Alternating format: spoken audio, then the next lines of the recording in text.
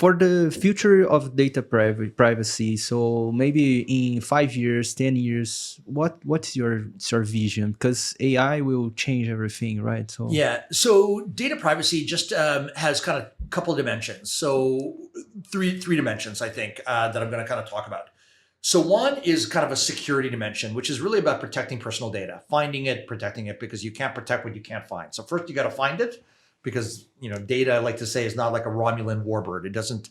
There's no cloaking device. There's no invisibility formula. So just because you don't know it doesn't mean the bad guys don't know it. So first is kind of the security dimension of how do I find the data? How do I secure the data? Make sure the risk and everything else.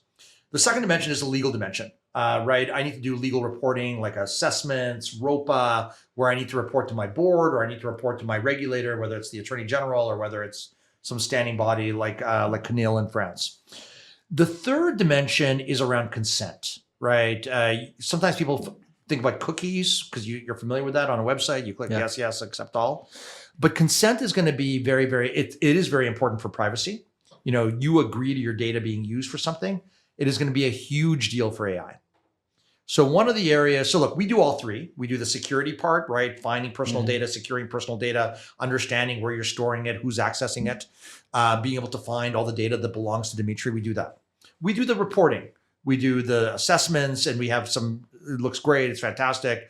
I think it's cutting edge. We're actually just launching our new version of it in Belgium in a couple of weeks.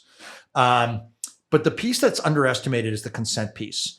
Because soon I believe there'll be legislation where every person is going to be granted the right to opt out of their data being used for Gen AI. And the mechanisms to support that do not currently exist. There is no way for you to say, I don't want my data for Gen AI. Now, they may have something around consent, but the reality is it's not connected to the data. So part of BigID's plans by kind of Q1, Q2 of next year, calendar quarter, is we will have a mechanism where you could not only consent and agree to your data, but also consent not to have your data being used for AI. So that is, I think, another intersection between privacy and AI. Last thing I'll just kind of mention is, look, when we talked about data cleansing, right? So first you classify, then you cleanse.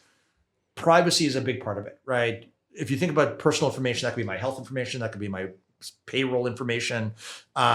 So privacy of that data is a big deal. And again, we do that today, but I think it's a huge, huge deal in AI.